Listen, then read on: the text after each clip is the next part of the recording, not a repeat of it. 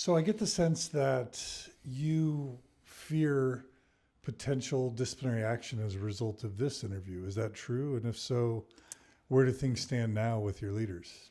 Do you want to go We're first? aware that could result for Matt. Around after hearing Amy and Jake talk aloof after their excommunication, I actually ended up messaging Jake and getting a lovely response. I knew that I had to resign. I no longer wanted to worry about somebody reading comments or anything like that. I wanted to let that go. I was also very concerned about the rate of suicide and harm among the LGBTQ community. And so ethically, I did not want, I felt that I was still complicit in that by having my name associated with the church. So I wanted that to end. I was also, as part of work and going to court, there's a lot of discussion around being honest. And I felt very upset that for all of these years I had testified that the Book of Mormon was translated by gold plates by Joseph Smith and all of these things that I didn't know that I wasn't telling the truth. But how many hundreds of times, maybe thousands of times, had I borne a testimony that some leaders would have known was not true, and not one person corrected me. And so I felt like the church had put me in a position of lying, and I didn't want that. And so around the anniversary of that policy, so a year later, we had an awesome stake president. So I got a resignation letter from a friend and organised to meet with my stake president. I just didn't want to send it off because I was upset about the church, feeling like the church was complicit in getting me to lie for so many years and teaching things that weren't true. I felt like I wanted to actually tell the truth back to the church and have my voice. So I met with the stake president on the way over. Matt came with me. And as we were driving over, even though we both didn't believe anymore, I did say to him, that by my resigning, we won't be sealed anymore. I won't be sealed to my children. Are you still okay with that? And he was supportive of that. I met with the stake president. He hadn't ever had anyone resign before. So the letter was new to him. But it was really lovely. He, of course, opened with a prayer, and I thought, I'm just going to rip this Band-Aid off. And I looked at him just as you would. It reminded me of my mission, and just when you bear your testimony and you look in somebody's eyes, and I said, I absolutely know with no doubt at all that this is not the true Church of God.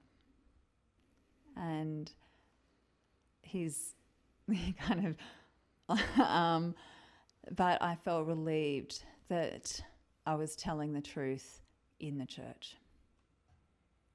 After all of those years, I was finally able to tell the truth. And even then, there was still that little part of me. There's a picture of the Saviour behind him. And I'm still sitting there going, okay, God, this is your last chance to get me. I'm Send here me to a message. Yeah. Send an angel. Give me a sign. That's right. Give me a sign. Flaming sword, yeah. A flaming sword.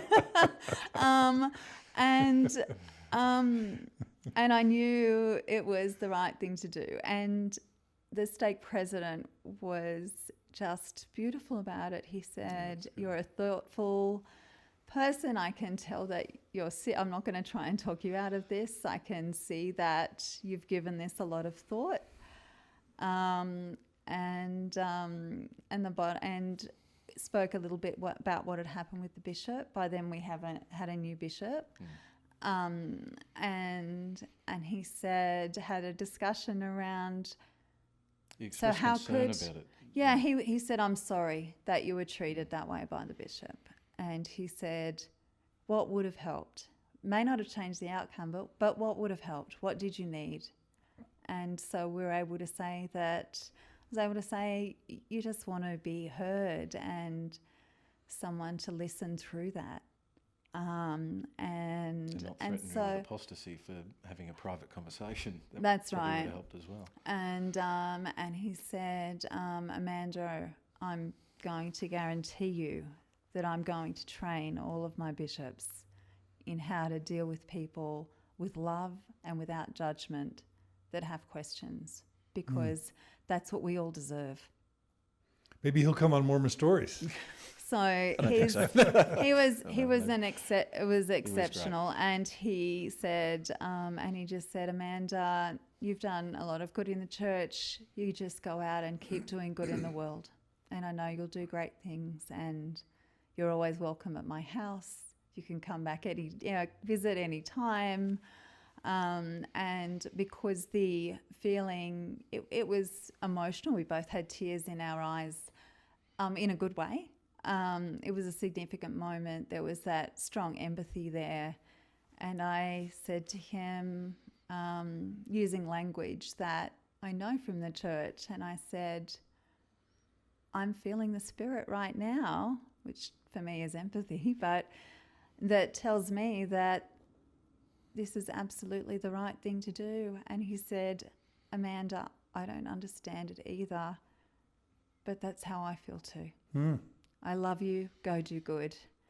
And he said, if I wasn't your stake president, I would give you a hug. And I said, well, I've resigned. You're not my stake president, so I'm going to give you a hug. And so, yeah, had a lovely hug. He came out to the car to... I gave him a hug too. Same, and it was beautiful. And if one person or one bishop engages with more love and less judgment on people that have honest questions, that's a good thing. That's a good thing. And so not many people leave the church feeling loved, supported and accepted. And so I'm so grateful that my stake president allowed that to be the experience. And so it was a beautiful experience. That's great. And a lot of our listeners are making really lovely comments. Brian writes, isn't it interesting how loving the leaders become once they know you're going to be out of their hair? Okay, that wasn't as affirming. Trudy writes, that is beautiful. I'm so glad that you were treated with kindness and dignity.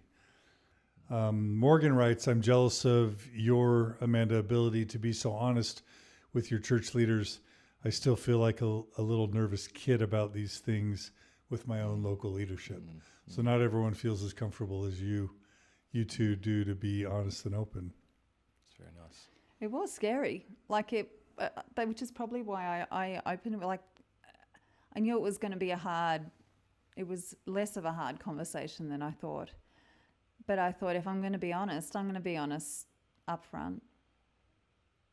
And that helped.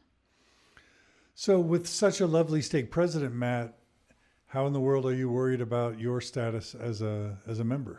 Well, or a disciplinary council for apostasy for doing this podcast? Yeah, look, it may happen. It may not. Am I worried about it? Not really. If it happens, it happens. I have no ill feeling to our stake president or our current bishop. We had some significant dramas with our previous one, which we've outlined, but our current experience is very good. So perhaps in the roulette scheme of things, we've done all right, and it'll all go smoothly. But at the end of the day, I'm happy to talk about the very good things in the church, of which there are some, and I'm happy to show our experience and some of the things in the church that aren't. And nothing in life is all good or bad, and the church is no different to that. And so do you, have you been warned not to speak? Is there still a warning out for you? Is there still sort of threats of apostasy that have been looming? No, not since our previous bishop. But again, I guess if we're talking about people who are area presidents and those sort of things, maybe something might happen from that. But at the end of the day, what will happen will happen. I haven't been back to church in a couple of years now, so I'd rather do it on my own terms. But if they gave me a call, I'll answer their message. Anything else you want to share about communications with area authorities, general authorities from your experiences? I guess only to follow up and as we go chronologically. So not long after that, we started to communicate with you, John, about possibly coming out to Australia to do a retreat out there. Unfortunately, we didn't get the numbers. We're a lot smaller country and whatever else. Let's not give up. No, maybe put out the word to everyone in Australia to if they're interested. We want to do a Mormon Stories workshop or retreat in Australia. We needed 20 people to sign up, and we fell a little bit short. We were. We'll keep trying. Yeah. Sign up, people. Yeah. Email us at mormonstories@gmail.com if you want to be a part of Australia, New Zealand Mormon Stories workshop retreat. And people from here and all across the world are invited to come to our country too and partake in all of what we have to offer. It'll be a fantastic retreat, and we haven't given up on that. During the organisation of that, you mentioned my name on one of the intros, I think, to one of the Mormon Stories podcasts. Which was fine. Oh, which was fine. Yeah, Fine. No dramas, and we were trying to get people to come along and get along to the retreat, and so we were right in the sort of organisational phase of that. That time was early last year, from memory, which was about a couple of years after I had originally contacted Elder Pearson. I hadn't heard from him in that time. About 2 weeks after my name was mentioned on this podcast, I got a call from our stake executive secretary, which was really odd because I hadn't been to church for a while, and I almost guarantee they weren't offering me a calling.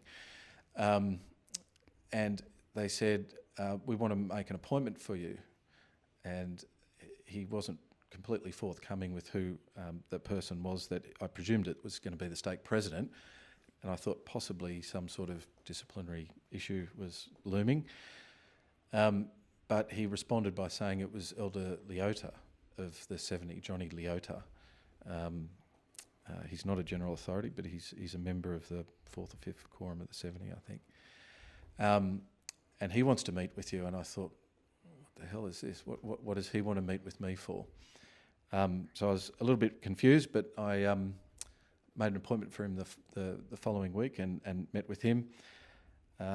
He warmly welcomed me into his office, into the stake president's office. We had a chat for probably 45 minutes, an hour. Of all the people that I've ever met with, he was such a nice guy, and he was happy to listen to my concerns, express what appeared to be genuine concern and emotion about our concerns. So these were dating back to the treatment of our kids at FSY and all the modesty sort of stuff. That's what he was responding to. And so we chatted for a little while. I expressed my concerns, and he said, look, the reason why I'm here, obviously I've been in contact with Elder Pearson, and he wanted me to meet with you just to follow up with you and see how things were going, but also to offer, to say that we're looking into this and think we're going to get back to you. And I said, that's great, thank you. It's sort of out of the blue, but I appreciate you getting back to us, and it's important to us, and even then when we weren't going to church, that sort of thing is still important to me, and if we can get some change going, that's a great thing. And so he left me with the impression that they were going to follow that up, and it was going to be done in accordance with what Elder Pearson had suggested prior, which was that he was going to table this at a general meeting of a general committee of the church. A couple of weeks later, I think it was, I got an email from Elder Leota, and basically in that email he said, look, I'm not sure what you took away from our meeting, but what you, I do have the email here, I'll just use his words so I don't mess it up.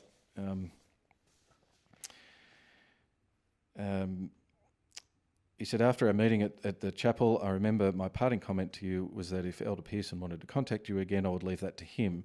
But rest assured your concerns have been gratefully received, as previously expressed by Elder Pearson in his earlier correspondence with you. And this is the part that sort of threw me a bit. He said, please accept our face-to-face meeting was on behalf of Elder Pearson and that no further action from him. I sincerely apologise if I did not adequately convey this message to you. So I got from that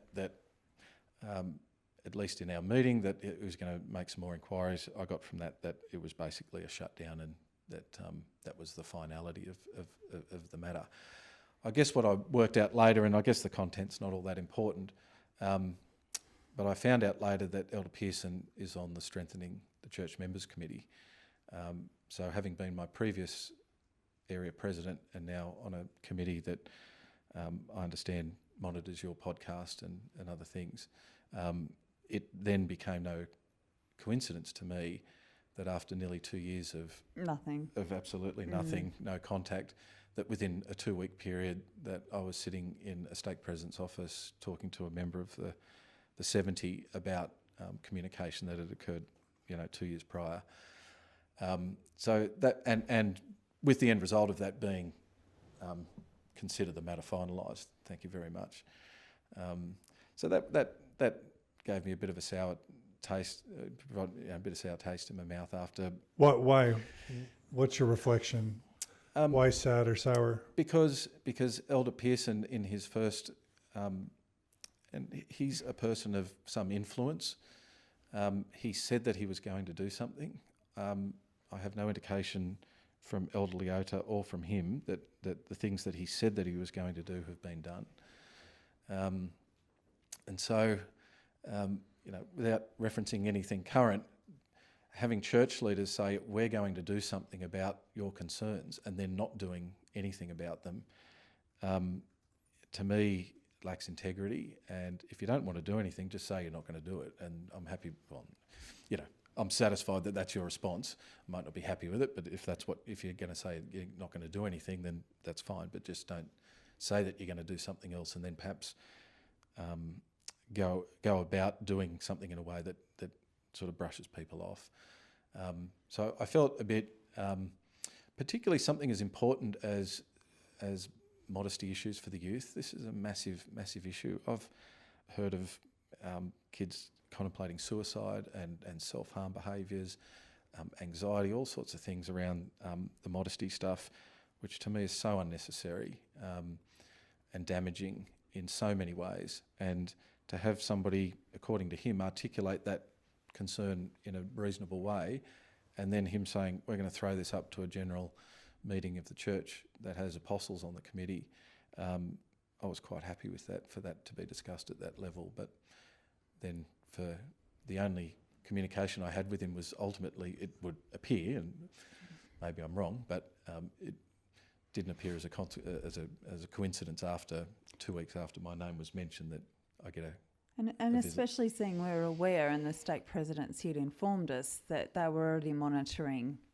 Matt's comments and posts on Wheat and Tears and different blogs, which really isolated Matt, and I think that's the sad thing, is these actions that when leaders say negative things about people leaving the church, when they monitor what you say, we know that isolating people,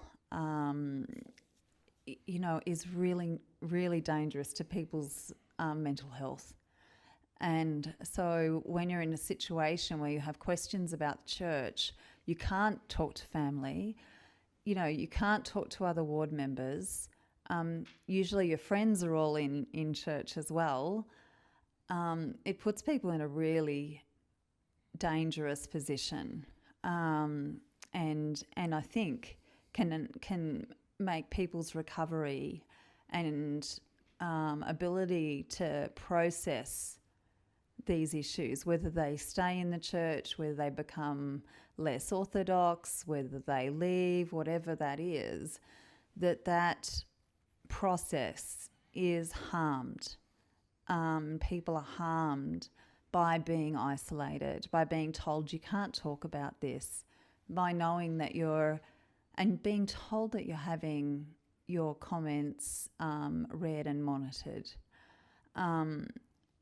That it's so it's just not right. It's not right. It's not helpful, and it's dangerous to people's mental health, and it hurts them. And so, without spaces like you provide and different support groups that are around, people are left on their own. And so, if there's something that we've learned is, as you go through that grieving process and decide how you're going to move forward with your future activity, whatever that or lack of in the church, what that looks like, these sorts of podcasts, different support groups, therapy, all of those things, finding new community. Mormonism, in some ways, a strength can be feeling part of a community. And you lose that community the second you stop being orthodox. And so seeking and finding out new communities is really, really crucial to trying to get through this difficult process the best way possible with the best mental health outcomes and future well-being and well-being for your relationships with your family and your friends. But that's difficult. But there has to be this type of support because we can't get it within the church community at all. So anything else? I want to talk kind of about where you guys are now and how you're doing now. Anything else you want to tell about your transition, your story, before we talk about the present? No, let's go. No? Okay. Lots of comments about how courageous and poised and thoughtful you guys are. The listeners are just very grateful. Thank you. Thank you, guys. So someone asked where you guys are with religion now. Do you go to other churches? Do you still have religious beliefs? Is there anything you want to share about that? Do you want to go first? Or do you want me to go first? Yeah. I mean, I think it's you change your belief in stages, like the grieving stage. You also go through a change in belief, and so I know a lot of people find it beneficial to try other churches and to do that as part of their transition. I went back to a Catholic mass once just to sort of see how that felt, but I guess at the moment I'm not sure where I sit on God with God. When I left, I couldn't imagine not believing in a God. But as I've processed things, I'm actually sitting quite comfortable with that. I, at the moment, don't see evidence of God. I'm happy for that to be changed in the future. I'm open to that. We've found, I guess, secular Buddhism and ideas around. Shout out to Noah. Thanks, man. Yeah. Secular Buddhism for us is awesome. But the idea of, instead of living commandments, you're finding values, and you're deciding what values. I've learned you don't need religion to be a good person or to identify values that you want to live by. And so I think that's something that we're teaching our children is around what values are important to us and how we're going to implement that. And so that's been a helpful things. So no commandments, it's sort of values that are driving the way we live. And on the whole, other than not attending church, where it's still the same people, and out like most people, we want to help each other and support other people and do what you can to work and support people in the community, and to be honest and to have those values have been important, I think. For me, probably agnostic, I would say, would be the best descriptor of where I sit with religion and God as a whole. I don't think there's a way that you can find out if there's not a God.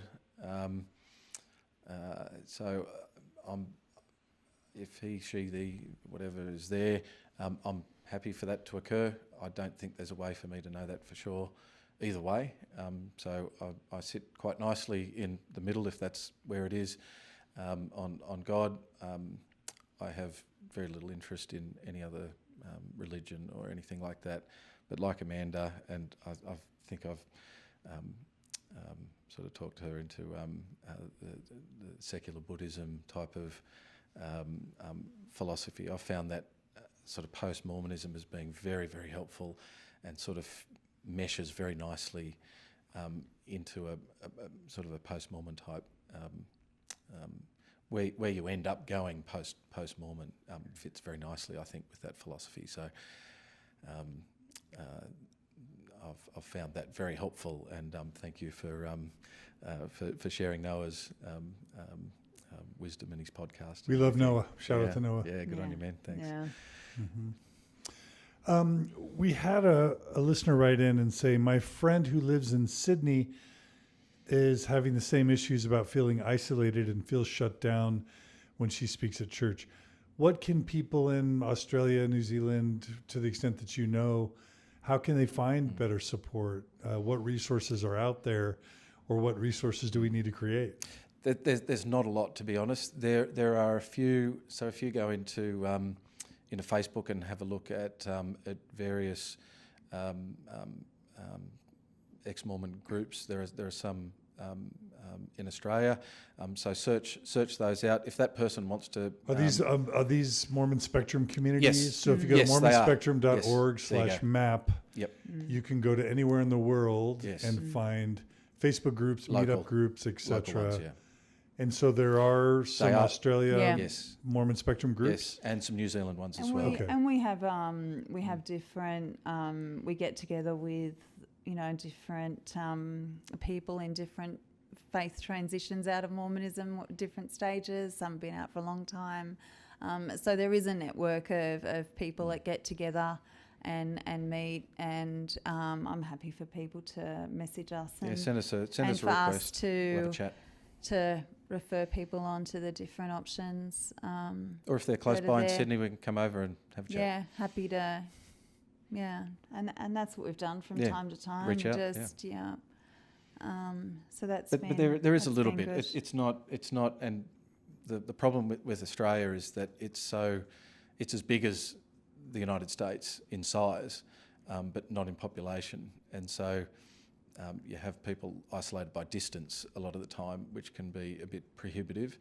But hey, that's why someone invented the internet. We can chat and support each other and live stream stuff and do all that sort of stuff, which we've done. It's been very helpful for us, and a big shout out to the community in Australia for looking after us as well, as we've all sort of tried to look after each other. But there is support. Yeah, so we're happy to refer people onto some of those groups for them to have a look at and see if that's a fit for them. And some of the groups aren't for only ex-Mormons. There are, people that are still attending, but just need that space to ask those questions and have those conversations in a safe, confidential space, without, having anyone push an agenda of where people should go, just accepting and supporting.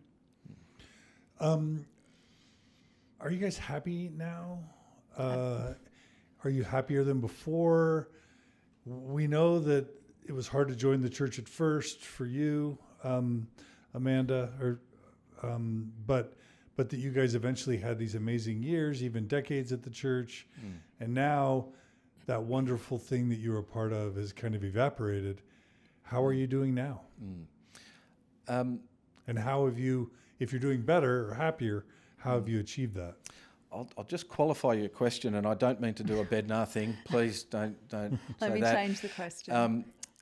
But the church is not as wonderful as what we thought it was, and so there are aspects of it that are very, very that are just wrong, and there are other sort of cultural aspects that are very damaging.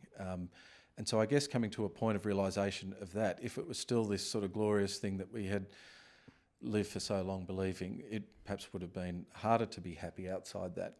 But being more sure of the reality of what the church is helps put it in a bit of perspective for me. To more directly answer your question, I think we are happier where we are. Amanda can speak about a couple of things she's sort of already spoke about. I think from our family point of view, we're closer as a family. Would you say that? Absolutely. With the kids and that? Well, I the think kids have agreed. Yeah. So the family's closer. I think so, Absolutely. yeah. How does the family get closer by leaving the church? We're spending less time in the car just driving children to an activity, to go to youth for an hour and a half so that we can, get in, rush from dinner and rush them to youth and then come home and we're actually spending that time with the children. Instead of Sunday being wrapped up in meetings, we're wrapped up doing things together, whether that's going for a walk or whatever that might look like. So we're actually spending more quality time together. And the kids have acknowledged that, spoke about that and said they really enjoy that and that, we have become closer. And I think without it, I'm trying to think of a less patronising sort of example, but it's kind of like when you believe in Santa Claus, and that's a really lovely story when you believe in Santa Claus, and there's something magical about it, and there's gifts and all of that kind of thing. But once you no longer believe in Santa Claus, you might grieve that for a while, but it doesn't, your life isn't terrible after that. You're just living something that's true. I know for me, the anxiety that I felt around trying to be perfect and to meet all of the standards and expectations of the church, I didn't realise the impact that was having on me. And so a lot of people comment that I'm so much calmer, that I'm just happy. And even last Christmas, my mum, who doesn't usually get emotional or in that way, she quite tearfully said, "Amanda, I feel like this is the first time I've seen you happy in over 2 decades." She goes, but I thought I was happy. But just to be living honestly and authentically, having the option to say, what are our values and what are we going to keep?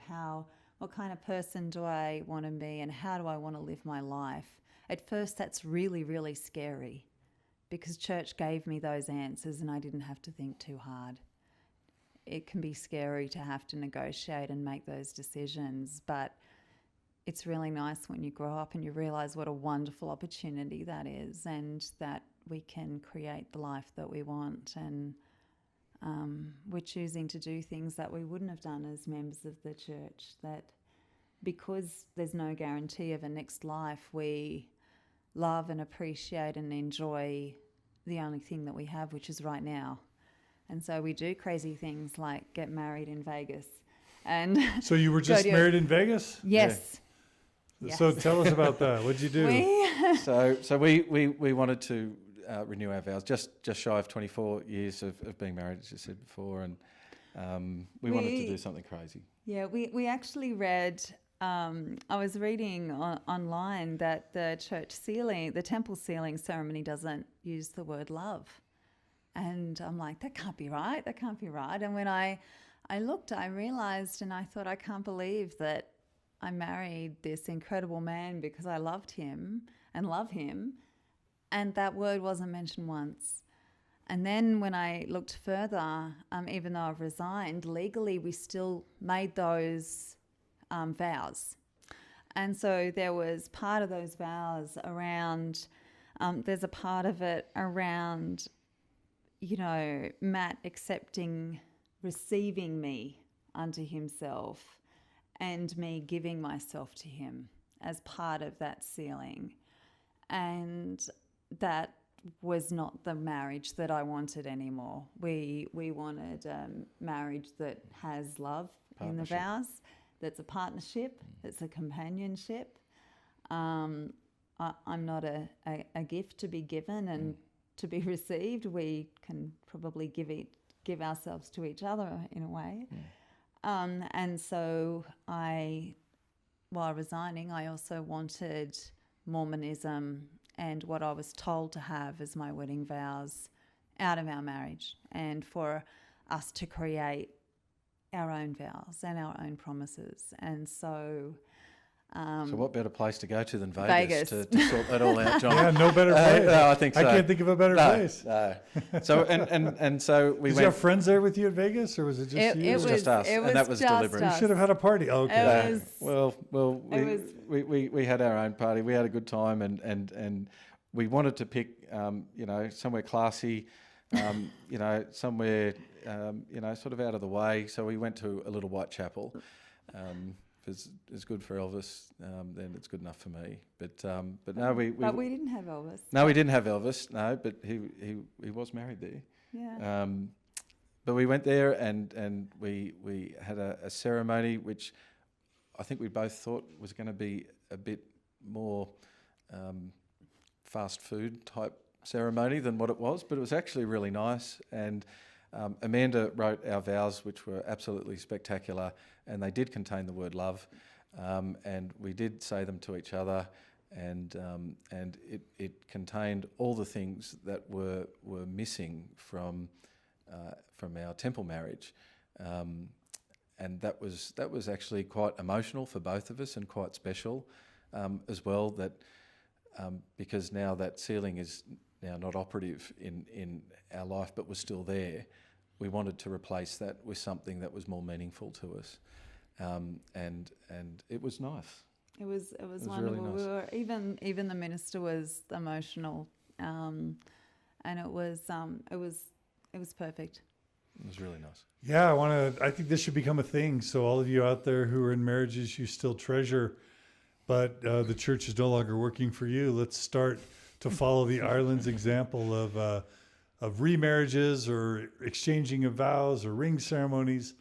I think that's a beautiful way to sort of re-up your marriage, recommit to each other, move on from the past in a very healthy and positive way. I love that. Show us your rings again. Let's get a good photo shot. Now, are these new rings? Yes, they are new, yes. So you both got new rings, and there they are. And the old rings? Gone. I'll go on to them. Oh, there you go. I kept on the other hand. Mine's gone. It just means that, you can, if we were talking about values, you're moving forward together with your values, not some values that someone has given to you. They're values that you've decided are important. And what we'll do, John, to maybe start it off is on the Facebook thing. We'll post our photo, one of our photos that we took from. And your wedding vows, if you want. If you want to share your wedding vows as well. She's got the copyright if she wants to share them. Send it to Cody. Yep. And Cody will upload it. Okay, there you go. We'll start, people. I'll put a copyright down the bottom. No, Rachel writes, yes, marriage for love, ! Yes. Chelsea writes, I totally want to do this. So many regrets about our wedding day.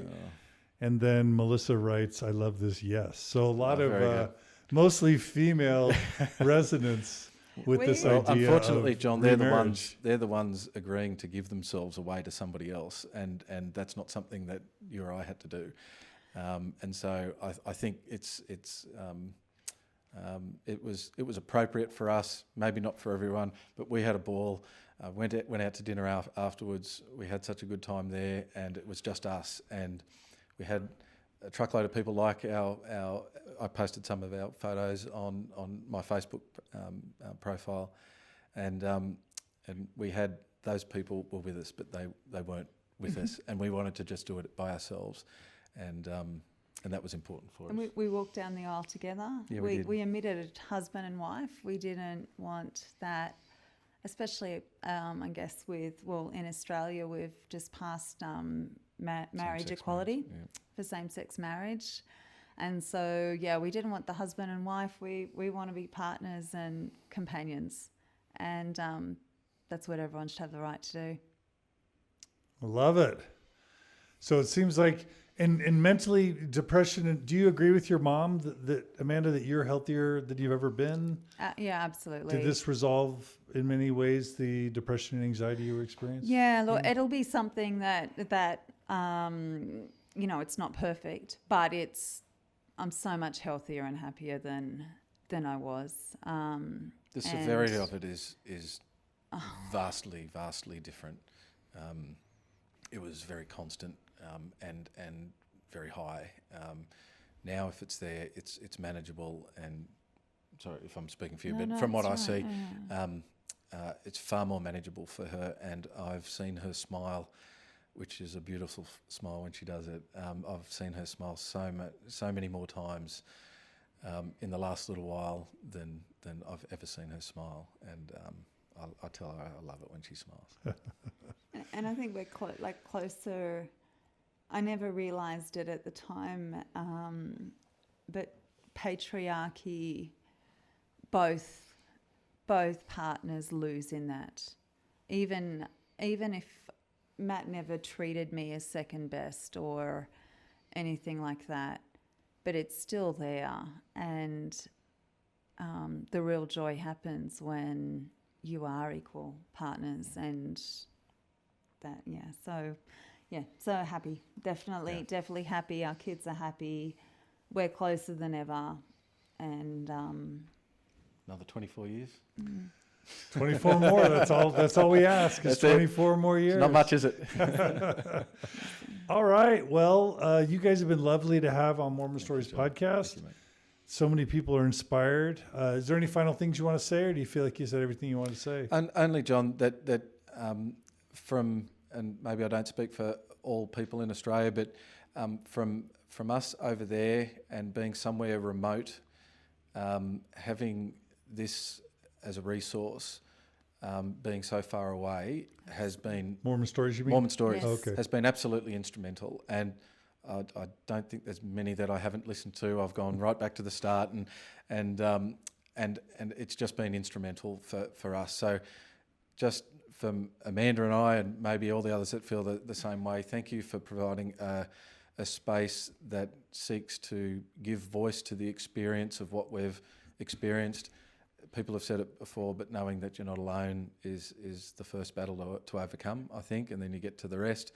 But thank you for that. We hope that we've been able to contribute a little bit of our story to those that may be in a similar circumstance and might find something inspirational that we've said, or take something away, or join a group, or do something or whatever, or just reach out. And I'd invite anyone to contact us. If there's anyone back in Australia that wants to do so, absolutely. Please feel free to contact us, and we'll steer in the right direction if we can. And thanks, separate to the forum and support you create, we're so grateful for all of the brave people that have come on and been interviewed, and have we're lucky Matt's family are good and able to manage this, but people have come on and interviewed at such personal risk and cost with family and friends, and put so much on the line to be brave and tell their story. And so I'm very, very grateful for you and for all of those people that have shared their story. And I do believe it significantly has supported people in a healthier transition, healthier mental health, and I'm certain that it's saved lives. Thank you, John. Well, what a wonderful way to pay it forward than to share your story. That's Thank just you. going to pay forward the joy. And you guys were every bit as courageous and as eloquent and as articulate and as passion as the Maloofs and the Calderwoods and the Matsons. So we're in very you guys are good very, company. you're very worthy Thank you. to stand shoulder to shoulder with those Thank you. great people. Wonderful people. So thanks for paying it forward. Thank you, John. Barbara says, looking forward to the Vegas wedding photos. Yeah, we'll post a couple. Good on you, Barbara. Yeah, and so thank you so much. I just want to thank everyone who's joined us today live on Facebook. Your comments and questions always make it more interesting. I want to give a shout out to Cody Layton, who has been helping always with the audio video production. Amy Grubbs, who is the director of operations for the OSF. She keeps us rolling. Sharon Price helps with the events. I won't give last names, but a special shout out to Tim and Ann for their help today. We had some additional production help. I want to thank all the Open Stories Foundation donors. We have this amazing setup. I almost wish we could pull back the iPod and just kind of show everyone this amazing setup. Maybe you can, Tim, just kind of pull it back. And we could just show you, we've got multiple professional camera lights. We've got multiple shotgun microphones. We've got Cody running the visual display, switching from camera to camera. We've got 3 cameras in the shots. And this is all because people donate to the Open Stories Foundation. They make this possible. And then we're able to have a staff and sometimes even volunteers to help out. So all of this is possible thanks to you guys. So I just want to thank everyone for tuning in and making this possible. Everyone who donates to the Open Stories Foundation. If you want to see this kind of stuff continue, we've got much more to cover. So many more topics. We had so many great topics planned besides all the sexual abuse stuff. Now we've got to cover the sexual abuse stuff. We're proud to. Please email us if you know of some sexual abuse scandals where the victims have been, where abusers have been protected at the expense of victims. Please email us at mormonstories@gmail.com. We want to share these stories. But as well, we have so many other topics to cover. So please go to mormonstories.org. You can donate at the top right button. Click on the donate button. $10, $20, $50, $100 a month, whatever you can afford. We're transparent in our finances. Again, as we mentioned, we just released the 2017 financial report for the Open Stories Foundation. You can check out how we're spending our money. We just released our sexual harassment policy, so we're going to do our best to sort of exhibit best practices in that regard. And we're just really grateful for everyone who continues to support us. So please continue to support us. There are other ways you can support us that isn't financial. You can like our Mormon Stories Podcast Facebook page. You can give us a positive review on the Mormon Stories Podcast Facebook page. So many people give us nasty reviews, or at least a few do. We're at a 4.9 rating. We want a 5.0 rating. We want to get that back up. If we have more people give us positive reviews on Facebook, that'll help. We also have a lot of meanies on iTunes giving us mean iTunes reviews. We only have a 4.5 rating on iTunes. So if any of you want to go up to your iTunes account, log in, go to the Mormon Stories Podcast page, give us a positive review. That'll help bring our rating up on iTunes. And of course, you can follow us on Instagram, Mormon Stories, and Twitter, Mormon Stories. And please forward these interviews to friends and family, ward members, stake members, whoever you think could benefit. We want them to know about this, and they'll learn about it through you. So thanks to everyone for tuning in. Please join us again soon for another episode of Mormon Stories Podcast. Love you guys, and take care. Thanks again. Thanks, Matt John. and Amanda. You guys take care. Thank you.